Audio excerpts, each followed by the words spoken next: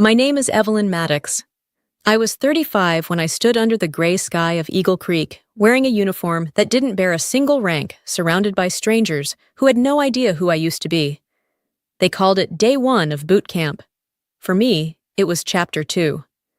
The gravel crunched sharp beneath my boots as we fell into formation. Across the courtyard, a raised platform waited, and on it stood my father, Colonel Warren Maddox, his whistle gleaming in the morning light, his voice already slicing through the air. When he reached my name on the roster, he paused. Then, loud enough for the entire base to hear, he said, "Should have left this one off the list. Waste of space, unfit for the field." Laughter. Just a ripple, but loud enough. A few heads turned, no one flinched. Not even me. I didn't blink, didn't correct him, didn't move. Because I didn't come here for respect. I came for exposure. And he had just handed it to me. Right there before the first drill, before the first test, he confirmed exactly why I came back under a name no one remembered, to finish what he tried so hard to erase. They assigned me to Unit Bravo, the place where they put the slow, the sloppy, and the forgotten. The gear didn't fit. The rifles misfired. One of the helmets still had a crack down the side from a fall no one logged. It was perfect. No one looked twice when I arrived. My name tag read E. Maddox, but no one connected it to the man barking orders across the yard. That was how I planned it. No history, no rank. Just another latecomer trying to blend in. Inside the barracks, everything smelled like metal and mildew. My cot was wedged between a kid who couldn't stop twitching in his sleep and another who recited training manuals under his breath. I unpacked slowly, one movement at a time, letting the silence grow heavy around me. On the second day, I noticed the paperwork. Everyone got the same folder. Background checks, health history, basic psych evals. Mine was thinner than it should have been. Just a single sheet of clearance approval, marked expedited. No training record, no former assignment, no questions asked. Someone had made sure I slipped through untouched. Good. That meant Foster had kept his promise. Lieutenant General Isaac Foster was the only one who knew who I really was. He had once served under the same command as Falco, the man who trained me, believed in me, and died in the same explosion that supposedly killed me too. 7 years ago, that file, the one that erased my name, came from a desk just down the hall from my father's. No investigation, no body, just a red stamp, presumed KIA, case closed. But I wasn't dead, I had simply disappeared. Now I was back, and the only thing more powerful than being forgotten was being underestimated. Each morning I followed the drills. I kept my pace slow, my responses dull. I let the instructors label me non-threatening. That was the trick. You can't hide a storm behind thunder. You hide it behind silence. Fisher, a wiry recruit, with too much mouth and not enough sense, started calling me Admin Ghost. Said I moved like I was here to file complaints, not fire rounds. I smiled once. He never said it again. By the end of week 1, I had mapped the schedule-identified 3 senior trainers connected to Project Signal Black Echo's successor and pinpointed which supply officer had access to restricted surveillance footage. And I'd done it all without drawing a single report. At night, I'd sit by the far window of the barracks notebook, open pen quiet. No one paid attention. They thought I was journaling, maybe grieving. But the truth was, I wasn't documenting my days. I was gathering evidence. Because if I wanted to shut it all down, I needed to know exactly where the wires ran, and who was still holding the switch. It happened on the 12th day, mid-afternoon, cloudless sky air, hot enough to sting your throat. Combat simulation. They paired us off in the gravel pit behind the motor pool. No mats, no headgear, just gloves and grit. I was matched with Fisher. He cracked his knuckles like a showman grinning with all the arrogance of someone who'd never been hit properly. "Try not to sprain anything, Ghost," he said. "Wouldn't want paperwork." I said nothing, just raised my hands and waited. He came at me, wild elbows, sharp knees flashing. His technique was chaos, all speed and no anchor. I let him swing, let him think he was in control. Then I pivoted, dropped low, and swept him off his feet with a maneuver they don't teach in basic. He hit the ground hard. The air knocked out of him in a single surprised grunt, but it wasn't the fall that silenced the crowd. It was what came next. As he collapsed, his hand caught the back of my collar, yanked it sideways, and there it was. The ink, stretched across my upper back black and stark under the afternoon sun. A sigil not seen in years. The mark of Ghost Echo. The crowd stilled. Instructors stopped shouting. One of them dropped his clipboard. But the real shift came from the edge of the ring, where General Foster had been watching, silently, arms folded. He saw the tattoo, and he froze. His mouth parted slightly, eyes locked on mine. Then, with a deliberate stillness that only veterans understand, he stepped forward, removed his cap, and said, "We salute her." His voice didn't rise. It didn't need to. It cut clean through the silence like steel through fog. Every boot snapped to position. Even Fisher, flat on the dirt, scrambled to kneel. No one questioned it. Except one, my father. He had been observing from the upper walkway, flanked by two officers. His jaw clenched. His grip on the railing tightened. But he didn't speak. Didn't move. He just stared. And for the first time, he didn't look like a man in command. He looked like a man out of control. Foster joined him on the platform moments later. I didn't hear what he said. But I saw the way my father's shoulders stiffened, the way his hands curled just slightly, like someone trying to hold on to something that was already slipping away. They didn't ask me what the tattoo meant. They didn't have to, because that symbol wasn't about rank or vanity. It was about survival. It was a marker of a mission buried under 7 layers of denial. And now it was in plain view, undeniable, unforgotten. That wasn't the moment everything changed. That was the moment they realized they no longer controlled the narrative. After the tattoo incident, no one spoke to me differently. No salute, no questions. But they looked longer, blinked more often, hesitated before barking commands, and that was more telling than any words. Foster didn't approach me in public. That wasn't his way.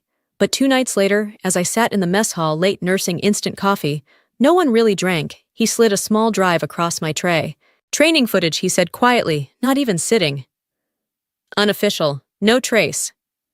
"You have 1 hour." He left before I could respond.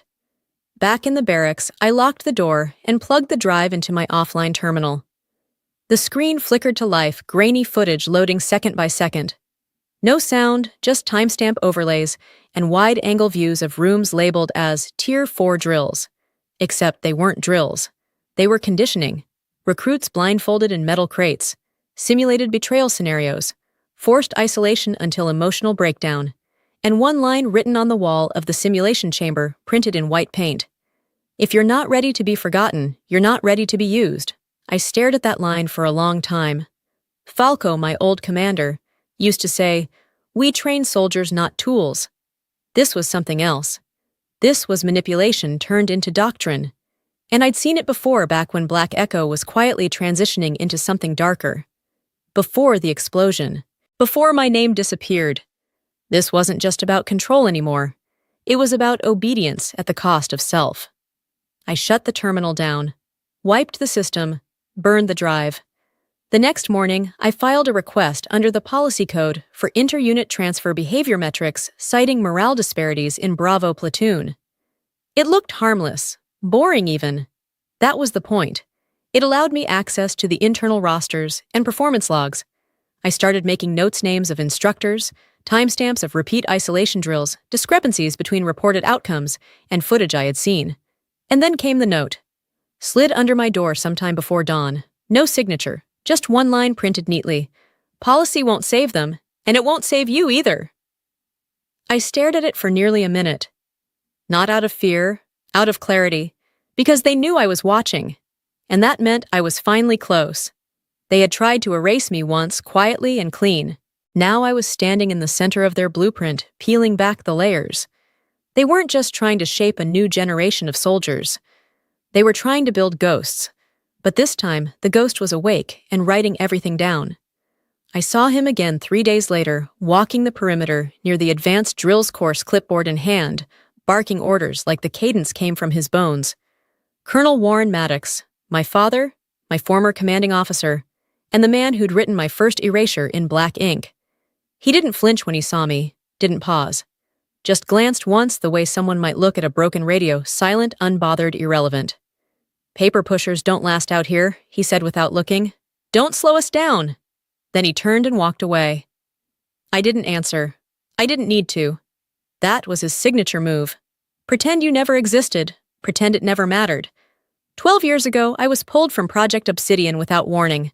I had passed every psychological screening, outscored 3 senior officers in tactical simulations. Falco himself had said I was the best operative he'd trained since the Gulf. But then the memo arrived, psychologically unfit for final clearance. No hearing, no appeal, just one signature. His. He'd told people later it was a precaution, that I wasn't stable enough to lead, that I lacked judgment, that I cracked under pressure. But the truth was simpler. Falco chose me, not him. And Warren Maddox couldn't live with that. He'd spent decades building his image-decorated veteran expert tactician feared and respected by peers. But when the program chose someone else, his daughter, he rewrote the rules. He buried me with a single report. And now, here we were again. Only this time, I wasn't fighting for approval. I was here to dismantle the lie. I began to watch him not as a daughter, not even as a rival, but as a strategist. Every correction he gave a trainee was needlessly harsh. Every failed test was delivered with finality, never feedback. And during one exercise called Loss Protocol, meant to test leadership under pressure, he destroyed a young lieutenant in front of the entire squad for hesitating mid-mission. He tore the man's personnel file in half, called him a cautionary tale, said he'd never wear a command stripe again. I documented everything, quietly, without comment. I didn't want him removed, not yet. I wanted him visible, because I knew his kind. Men who survive by cutting others down, convinced their own shadow is the tallest thing in the room, but legacies built on silence don't survive exposure. They burn. That night, I sent an internal flag, not a formal complaint, not a personal attack. Just a pattern recognition notice logged into the observation system. Behavioral concerns, instructional inconsistency, no names. Yet. Because this wasn't about vengeance. This was about letting others start to see what I had known all along. That the legend of Colonel Maddox was only paper. And this time, I was the one holding the match. It came in a beige folder, hand-delivered by a logistics aide, with too many freckles and too little context. Was told it was misrouted. He mumbled, scratching his neck. Had your name on the list. So, here you go. I thanked him, closed the door, and sat down at the steel desk under the flickering overhead light. The folder wasn't thick, but it was heavy. Inside were documents marked internal candidate assignment sealed orders for a new off-site tactical cohort. An elite unit under classified clearance. The kind of training that only ghosts were ever offered. And there it was. My name, Evelyn Maddox. Evaluated, nominated, approved. But stapled to the back was a single sheet, handwritten, pressed hard enough to dent the paper. Denied. Psychologically unfit. Returned to sender. Signed Colonel W. Maddox. My father. I stared at the signature for a long time. The same hand that had cut me from obsidian now buried me again, this time under the same lie in a different font. The knock came soft, almost hesitant. I opened the door to find Fisher standing there. No grin, no swagger, just a folded sheet of paper in his hand. You weren't supposed to get that, he said. I said nothing. How long have you been here? I asked instead. Long enough, he replied. He didn't smirk this time, didn't mock, just looked at me with the kind of clarity only disillusionment gives. He nodded once and left without another word. From that day on, he didn't interrupt me in drills. He relayed intel during simulations without being asked. He started tracking things, patterns, names, timing, of altered test results. He wasn't my ally, not yet. But he was no longer just another recruit. He was paying attention. I slipped the folder beneath my bunk between the old foam and rusted frame. I didn't confront my father, not yet. Because men like him, men who rewrite people's futures with a pen, don't fear confrontation. They fear exposure. They fear the silence that follows a truth they can't refute. Later that night, I pulled out the old notebook Foster had given me during the briefing. Inside were pages of handwritten notes, cross-referenced logs, trainee names, coded designations I'd been reconstructing from memory. And now, a new entry proof of tampering signed in ink twice in 12 years. I wrote it all down not for backup, but for record. Because systems don't collapse from noise. They collapse from the weight of their own paper trail. And now I had mine. Next came the match. The graduation grounds smelled like gravel and sweat. Rows of recruits stood straight-backed under the morning sun, shoulder-squared boots aligned in rows like punctuation marks. I stood in the last row. No ribbons, no insignia. Just a standard issue jacket over a body they didn't recognize, and a name they had long buried. My father took the podium with the same stiffness he carried everywhere. His voice, crisp and trained, echoed across the courtyard. He read names, handed out commendations, spoke of honor and excellence. When it came time to close, he paused, just a beat too long. Then he said, "There's one file I was given, with no commendation attached, no record to review, no remarks to give." His eyes flicked toward me, barely then away. "It's blank, and I will treat it as such." He stepped back. No salute, no acknowledgement, just silence. That would have been the end, another public erasure tucked neatly into protocol, if not for the man who followed. General Foster stepped out from the side of the platform. He didn't stop at the microphone, didn't speak right away. He walked directly to the table, holding the training files, placed a red folder at its center, and opened it. Inside my photo, in full tactical gear, next to a line that read, "Status presumed KIA, Operation Ghost Echo." He looked up. "This is Evelyn Maddox," he said, voice calm but sharp. "She led 6 operatives into a mission no one else would touch. They didn't return. She did." The wind shifted.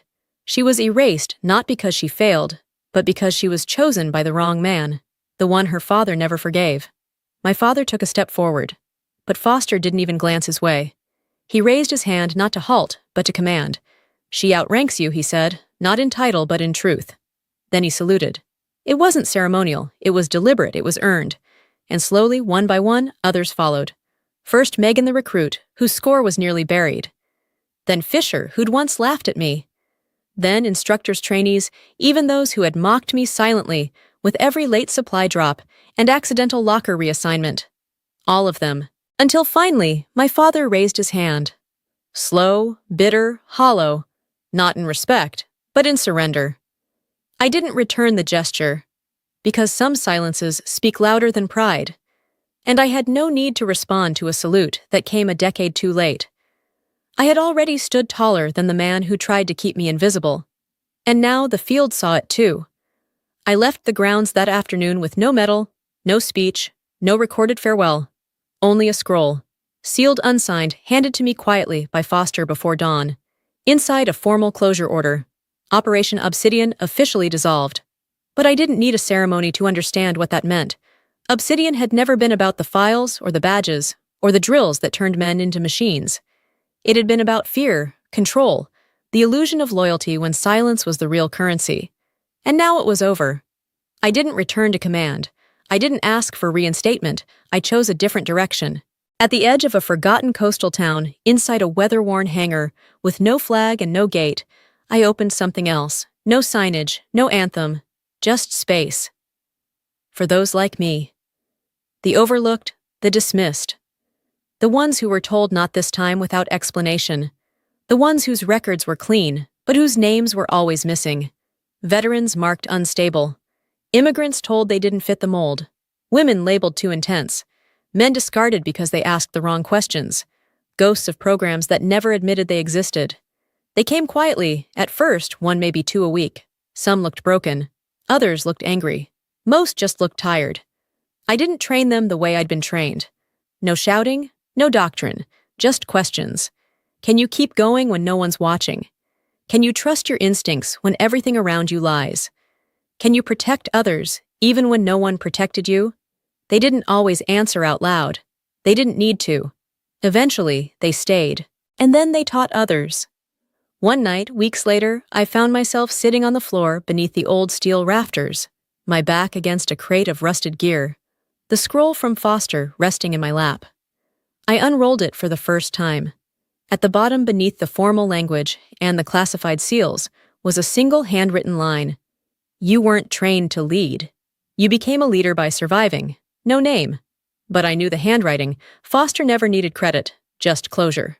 I folded the paper carefully and tucked it into the back of my notebook, behind Megan's testimony, behind Fisher's ghost file, behind every entry that once marked me presumed dead. Obsidian had ended. But the people it shaped hadn't. We were still here, and we were no longer asking for permission to be seen. The next morning, I opened the hangar early.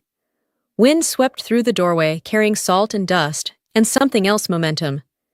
A new recruit stood at the entrance. Young, guarded, shoes worn thin. She looked at the space like she didn't know if she was allowed in. I didn't ask her name, just nodded. "Coffee's to the left," I said. "Training starts when you're ready." She stepped inside, didn't even hesitate.